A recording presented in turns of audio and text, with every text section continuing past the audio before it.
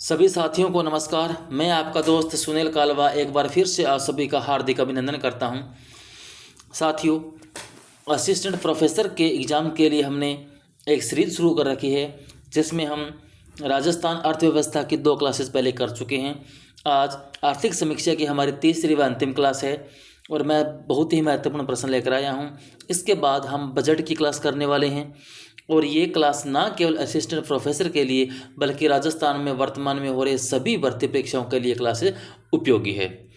तो जितने भी भर्ती परीक्षा विद्यार्थी तैयारी कर रहे हैं वो सभी इस क्लास को अवश्य देखें। जब तक नई बजट और आर्थिक समीक्षा आती है तब तक ये प्रश्न आपके लिए उपयोगी होंगे और आशा करता हूँ ये प्रश्न आपको पसंद आएंगे। तो प्लीज़ आप वीडियो पूरा ज़रूर देखिएगा। गत वर्ष की तुलना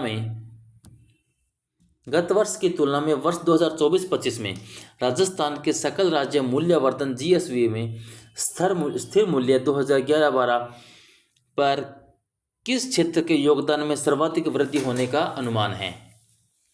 तो सर्वाधिक जो वृद्धि होती है वह आपकी होती है सेवा क्षेत्र में। वर्ष 2024-25 में राजस्थान के सेवा क्षेत्र के प्रचलित मूल्यों पर सकल राज्य मूल्यवर्धन में किस उप क्षेत्र का योगदान सर्वाधिक रहा है। यानी सेवा क्षेत्र के अंतर्गत भी कई उप क्षेत्र आते हैं और उप क्षेत्रों के अंदर सबसे अधिक योगदान किसका रहा है, तो वो आपका होटल व्यापार होटल एवं जलपान गृह का रहा है।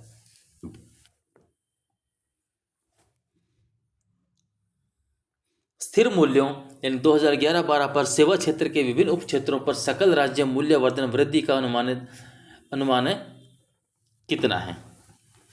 तो होटल व्यापार और जलपान गृह का 6.83%, परिवहन भंडारण और संचार का 5.87%, लोक प्रशासन सेवा का 10.55% या उपरोक्त सभी। तो आप देखेंगे कि सारे के सारे कथन क्या है, बिल्कुल सत्य है। तो ऑप्शन डी आपका सही उत्तर हो जाएगा। आर्थिक समीक्षा 2024-25 के अनुसार वर्ष 2024 में राजस्थान में पर्यटकों की स्थिति के बारे में असत्य कथन बताइए। 2024 में 2384 लाख घरेलू पर्यटक आए। 2024 में 20.72 लाख विदेशी पर्यटक आए। सर्वाधिक घरेलू पर्यटक सीकर में आए, सर्वाधिक विदेशी पर्यटक चित्तौड़गढ़ में आए। तो इसमें से आपको बताना है असत्य कथन कौन सा है। तो आपका सही उत्तर हो जाएगा ऑप्शन डी, सर्वाधिक विदेशी पर्यटक जो है चित्तौड़गढ़ में नहीं आए थे। तो सर्वाधिक विदेशी पर्यटक आपके कहाँ पर आते हैं, ये आते हैं जयपुर में।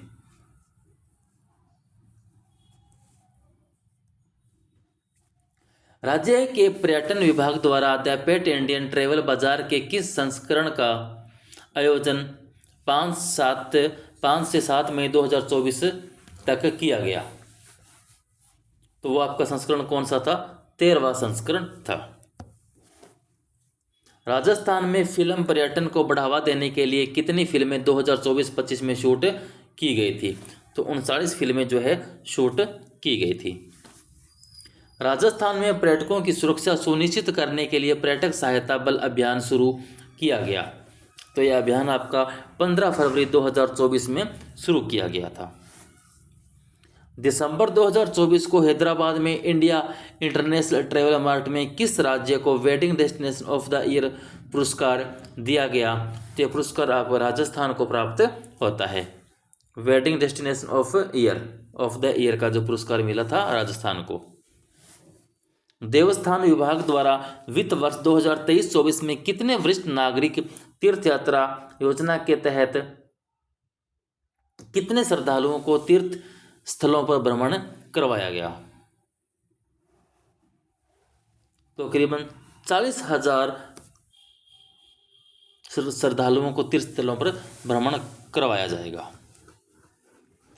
राजस्थान मोक्ष कलश योजना के अंतर्गत एक मोक्ष कलश के साथ अधिकतम कितने व्यक्तियों को निःशुल्क यात्रा करवाई गई या करवाई जाएगी।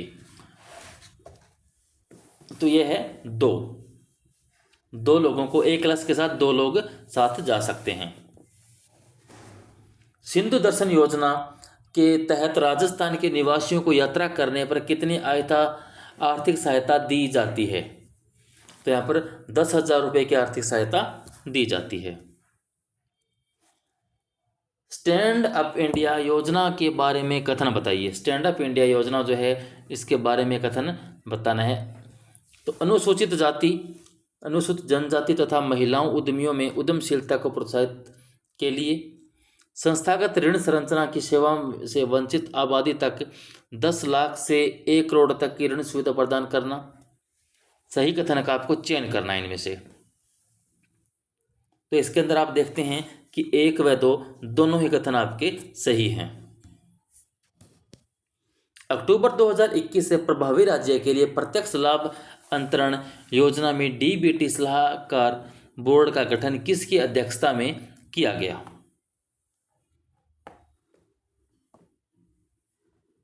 तो किसकी अध्यक्षता में गठन का बोर्ड का गठन किया जाता है? मुख्य सचिव की अध्यक्षता में। जन सूचना पोर्टल का क्रियान्वयन किस वर्ष से किया जा रहा है? तो इसका क्रियान्वयन 2019 से किया जा रहा है। राजस्थान में आधार कार्ड की शुरुआत कब हुई थी? तो आधार कार्ड की शुरुआत राजस्थान में 2014 से होती है। प्रदेश में कितने जिलों में command and control centre Abhay स्थापित किए गए हैं? तो 26 जिलों में ये सेंटर स्थापित किए गए हैं। Rajasthan centre of advanced technology RCAT की स्थापना कहाँ की गई है? तो इसकी स्थापना जो आपके जयपुर में की गई है।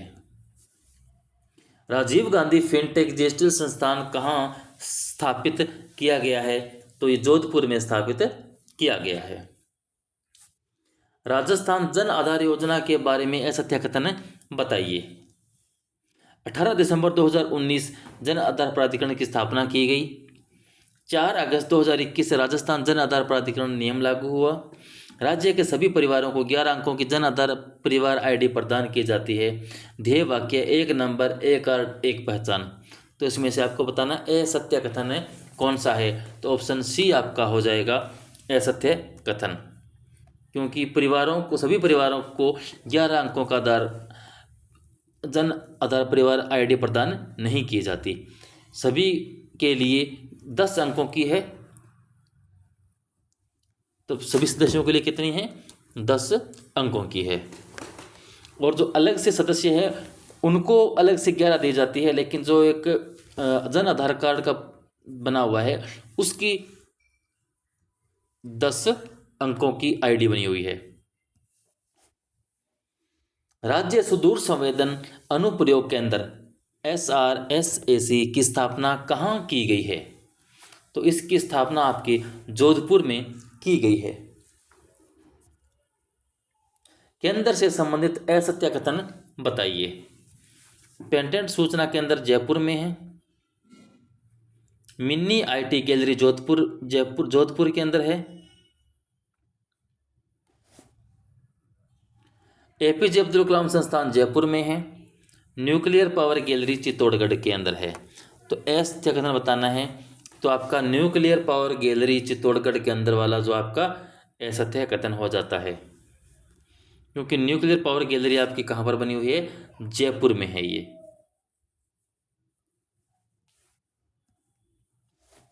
राज्य सरकार राज्य पाठ्य पुस्तक मंडल का मुख्यालय कहाँ स्थित है?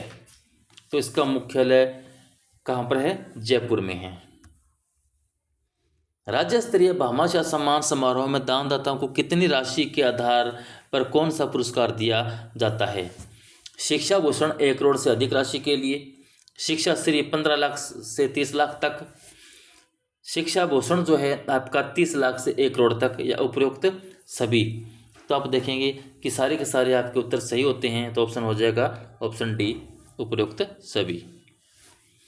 स्वास्थ्य शिक्षा कार्यक्रम किसके सहयोग से संचालित किया जा रहा है? तो यह आपका यूनिसेफ की सहायता से संचालित किया जा रहा है। ऑप्शन C आपका सही उत्तर होगा। प्रदेश में इको टूरिज्म को बढ़ावा देने के लिए हर महीने हर जिले में कितनी कितनी लव कुश वाटिकाएं विकसित करने की मंजूरी मुख्यमंत्री अशोक गहलोत ने की है? तो 2 लव कुश वाटिकाएं विकसित करने की मंजूरी दी है।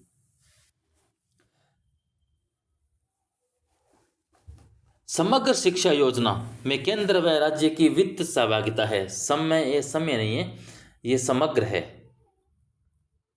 समग्र शिक्षा योजना में केंद्र व राज्य की वित्त सहभागिता कितनी है? तो 60:40 है, यानी केंद्र सरकार 60 देगा और राज्य सरकार 40।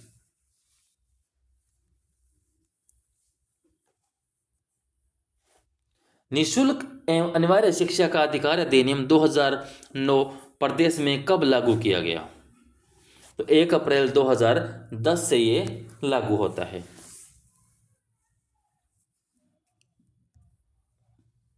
बालिका शिक्षा को बढ़ावा देने की पहल प्रदेश में कौन से विद्यालय खोले गए हैं? तो आपके कस्तूरबा गांधी बालिका विद्यालय खोले गए हैं। मीना राजू मंच नहीं, ये मंच है, में कक्षा 6 से 8 के बालिकाओं को शामिल किया गया है, जबकि गार्गी मंच में किस कक्षा की बालिकाओं को शामिल किया गया है? तो 9 से 12 कक्षा की बालिकाओं को शामिल किया गया है। राज्य में स्कूली छात्राओं को आत्मरक्षा के प्रशिक्षण के लिए महिला पीटीआई को किस मिशन के तहत कमांडो प्रशिक्षण किया जाएगा? तो रानी लक्ष्मीबाई आत्मरक्षा कमांडो। स्टार्स एक विश्व बैंक द्वारा वित्त पोषित परियोजना है जिसे राजस्थान में क्रियान्वित किया जा रहा है। इस परियोजना का उद्देश्य क्या है? इस परियोजना का उद्देश्य क्या है? यह उद्देश्य है स्कूल शिक्षा की गुणवत्ता और प्रशासन में सुधार करना, इंजीनियरिंग कॉलेजों की गुणवत्ता और प्रशासन में सुधार करना, नए उद्यमियों को तकनीकी प्रशिक्षण प्रदान करना, राज्य में सूचना तकनीक क्षेत्र को मजबूत बनाना। तो इसका सही उत्तर क्या हो जाएगा? और स्कूल शिक्षा की गुणवत्ता और प्रशासन में सुधार करना, ऑप्शन ए आपका सही उत्तर होगा। प्रधानमंत्री श्री योजना के बारे में असत्य कथन बताइए। प्रधानमंत्री श्री योजना के बारे में असत्य कथन बताना है। प्रधानमंत्री द्वारा 5 सितंबर 2023 को पीएम श्री योजना शुरू करने की घोषणा की गई। अवधि इसकी 2022 से 2027 5 वर्ष की रखी गई है। प्रथम चरण में राजस्थान के सबसे ज़्यादा 402 सरकारी विद्यालयों का चयन किया गया। राजस्थान में दूसरे चरण में 237 सरकारी विद्यालयों का चयन किया गया। तो इसके अंदर बताना है आपको असत्य कथन कौन सा है।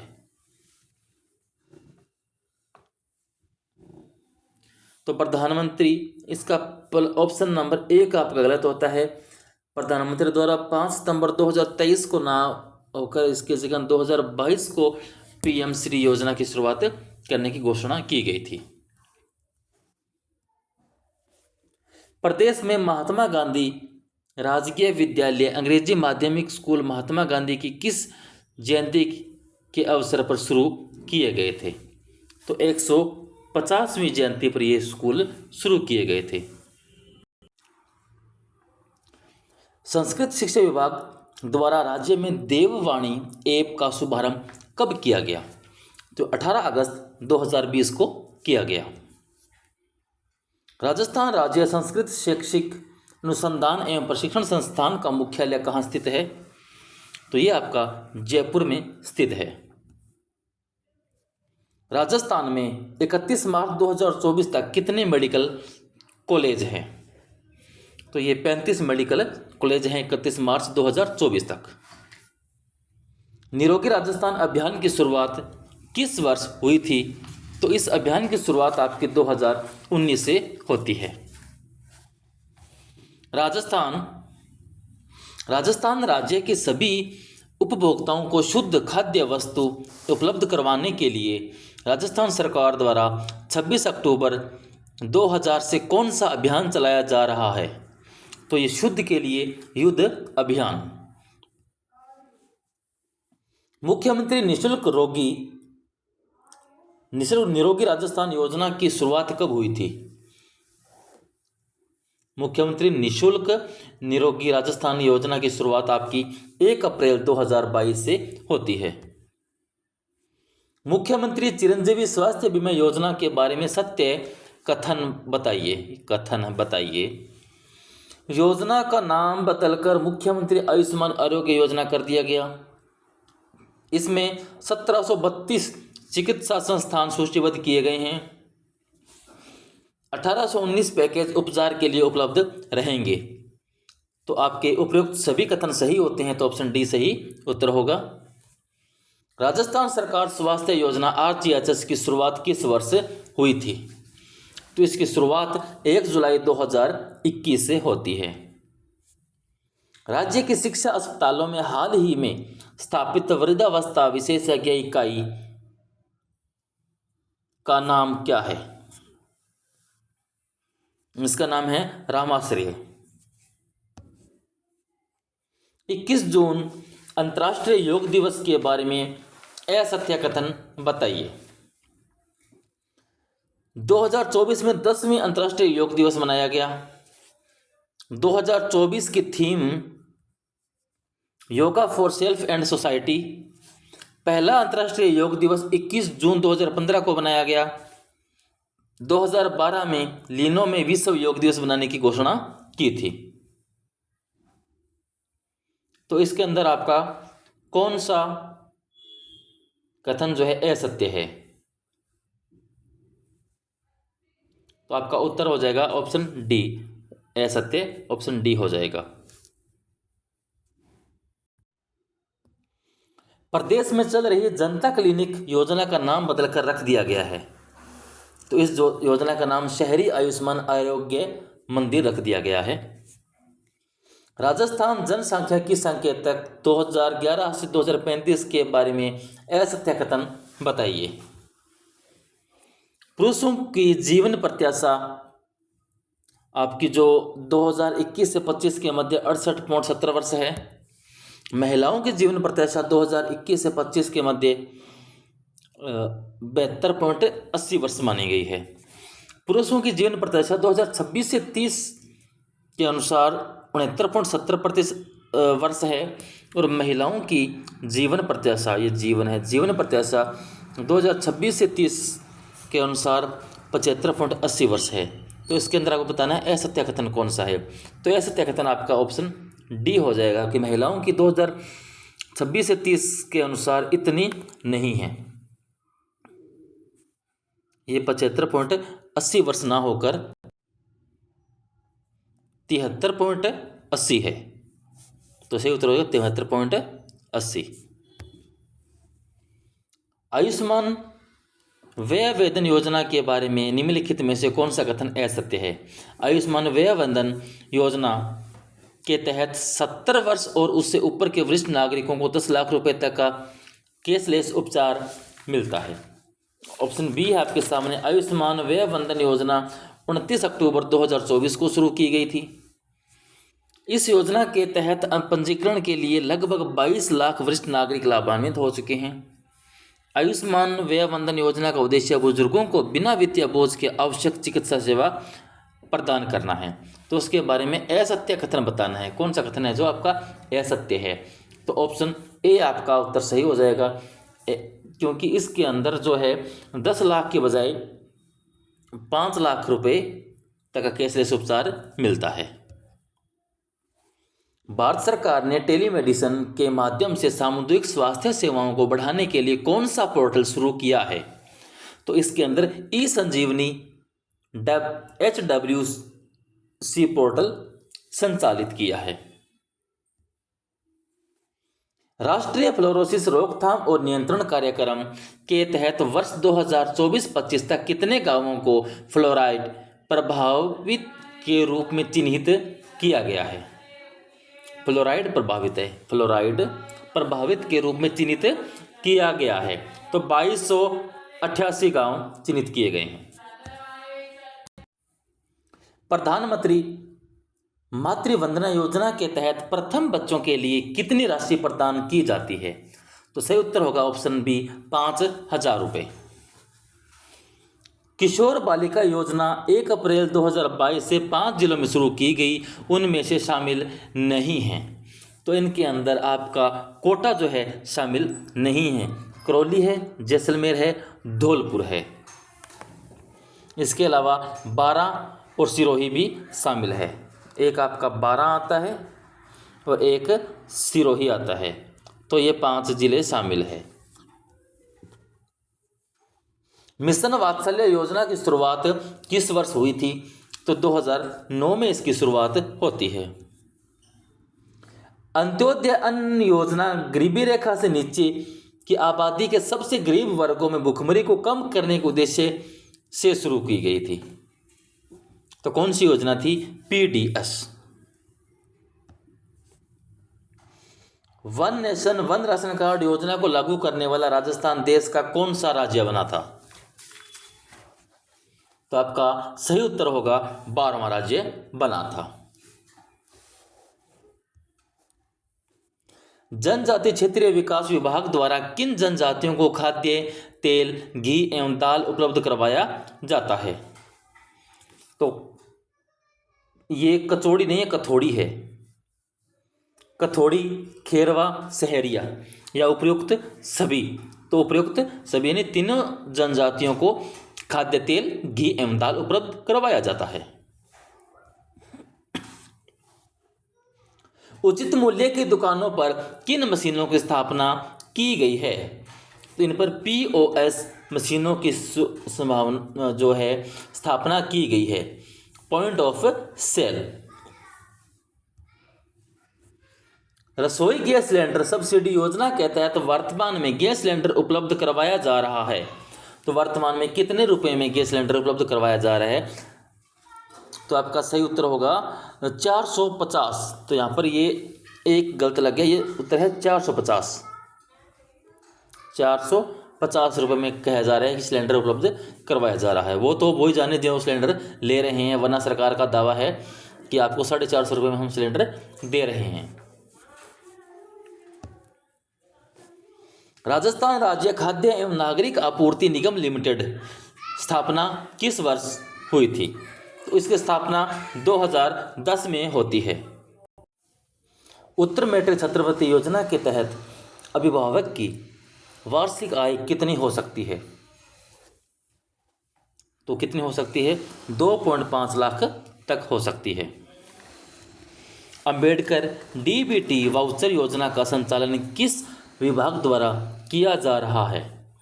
तो यह सामाजिक न्याय अधिकारिता विभाग के द्वारा किया जा रहा है।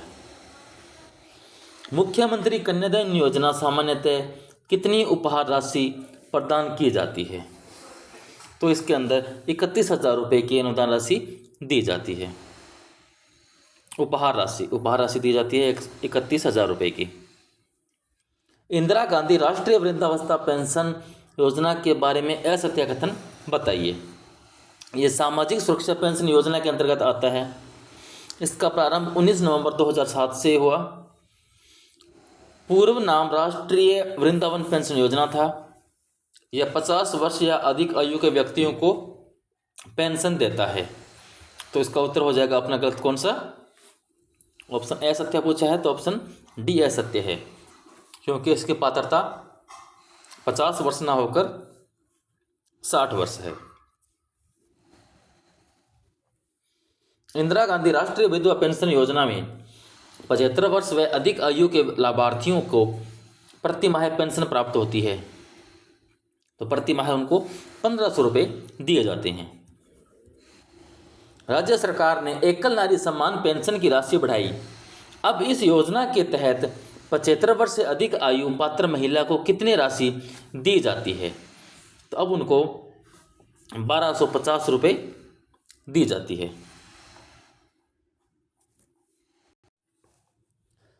तो इस योजना में दिए जाते 1,500 रुपये। मुख्यमंत्री विशेष योग्यजन सम्मान पेंशन योजना में लाभार्थी की सभी स्रोत से वार्षिक आय होनी चाहिए। तो कितनी होनी चाहिए? 60,000 से कम। प्रदेश में 75 वर्ष और अधिक आयु वर्ग के दिव्यांगजनों को प्रति माह कितनी पेंशन का भुगतान किया जा रहा है? तो सही उत्तर होगा आपका 1250 रुपये। लघु एवं सीमांत वृद्ध किसान सम्मान पेंशन योजना के तहत पुरुषों की 55 वर्ष व अधिक को पेंशन दी जाती है। तो यहाँ पर 1150 रुपये दी जाती है। पालनहार योजना के बारे में असत्य कथन बताइए। अन्य श्रेणी के 0 से 6 आयु वर्ग के बच्चों के लिए 500 रुपये की प्रतिमाह राशि बढ़ाकर 1750 की जाएगी। अन्य श्रेणी 6 से 18 वर्ष आयु वर्ग के लिए 1000 रुपये प्रतिमाह राशि बढ़ाकर 1500 की जाएगी। ये यहाँ पर 750 है, 1700 नहीं 750 की जाएगी। अनाथ श्रेणी के 0 से 6 आयु वर्ग के बच्चों के लिए 500 रुपये की प्रतिमाह राशि बढ़ाकर 1500 की है। और अनाथ श्रेणी के 6 से 18 वर्ष आयु वर्ग के लिए 1500 प्रतिमाह से राशि बढ़ाकर 2100 रुपये की है। तो कौन सा उत्तर आपका असत्य कथन है? यहाँ पर असत्य पूछा है तो ऑप्शन डी आपका असत्य है। ऑप्शन डी क्या है? असत्य है। अनाथ श्रेणी में जो 6 से 18 वर्ष के वर्ग वहाँ पर 1500 रुपये राशि से बढ़ाकर कितने कर दिए हैं? 2500 कर दिए हैं। 2100 के बजाय यहाँ पर 2500 है और यहाँ पर ये 750 है। राज्य सरकार ने डॉक्टर सविता बेन अंबेडकर योजना 2006 के तहत अंतर्राज्यीय विवाह पर प्रोत्साहन राशि 5 लाख से बढ़ाकर कर दी है। तो कितनी कर दी है? यहाँ पर 10 लाख रुपए कर दी है। अनुसूचित जाति और अनुसूचित जनजाति के तहत राजस्थान में कितने विशेष न्यायालय संचालित है? तो कितने हैं? 36 है। अंत्येष्टि अनुदान योजना के तहत प्रतिशत और गैर सरकारी संगठनों को कितने रुपए दिए जाते हैं? तो 2500, 5000, 10,000 या 31,000। सही उत्तर हो जाएगा आपका 5000 रुपये। राजस्थान सरकार कोरोना वायरस के कारण अनाथ हुए बालक बालिकाओं को वयस्क होने पर अनुकंपा नियुक्ति देगी। इसकी घोषणा किस बजट में की है? तो इसकी घोषणा जो आपकी बजट 2023-24 में की थी। राज्य सरकार कोरोना वायरस के कारण अनाथ हुए बालक बालिकाओं को वयस्क होने पर नियुक्ति देगी। ये प्रश्न आपका 2 बार आ गया। गाड़िया लोहार भवन निर्माण अनुदान सहायता योजना के तहत राशि बढ़ाकर कितनी कर दी गई है? तो कितनी कर दी है यहाँ पर आपकी? 1,20,000 रुपये। मुख्यमंत्री विशेष योग्यजन स्वरोजगार योजना के संबंध में निम्न में से कौन सा कथन सही नहीं है? तो कौन सा कथन आपका सही नहीं है? योजना का आरंभ 2013-14 में हुआ। नोडल विभाग विशेष योग्यजन निदेशालय है। इस योजना में विशेष योग्यजन को 25 लाख तक ऋण दिया जाता है। ऋण उन विशेष योग्यजनों को दिया जाता है जिनके समय एवं परिवार की सभी स्रोत से वार्षिक आय 5 लाख से कम है। तो ऑप्शन डी आपका यहाँ पर कथन गलत हो जाएगा। पूछा सही नहीं है तो आपका ऑप्शन डी आपका सही नहीं है।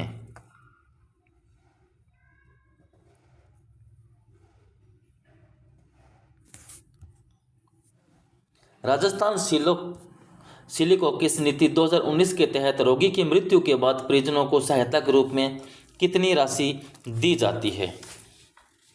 तो यहाँ पर आपको बताना है। Option A 2 lakh, B 3 lakh, C 5 lakh, D 15 lakh. तो सही उत्तर हो जाएगा ऑप्शन 2, ऑप्शन ए 2 लाख रुपए। सुखद दाम्पत्य योजना के अंतर्गत विशेष योग्यजन स्त्री पुरुष को विवाह पश्चात सुखी पारिवारिक जीवन व्यतीत कर कितनी वित्तीय सहायता प्रदान की जाती है?